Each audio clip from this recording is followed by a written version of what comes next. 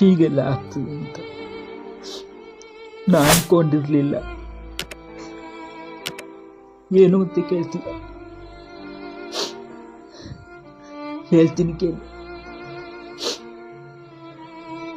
ನನ್ನ ಮನಸ್ಸಲ್ಲಿ ಹುಟ್ಟಿತೊಂದು ಆಶಾಭಾವ. ನನ್ನ ಮನಸ್ಸಲ್ಲಿ ಹುಟ್ಟಿತೊಂದು ಆಶಾಭಾವ.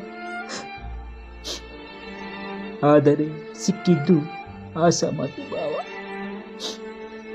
ಆದರೆ ಸಿಕ್ಕಿದ್ದು ಆಶಾ ಮತ್ತು ಭಾವ. ಆಶಾ ನನ್ನ ಹೆಂಡತಿ, ಭಾವ ನನ್ನ ಹೆಂಡತಿಯ ತಮ್ಮ.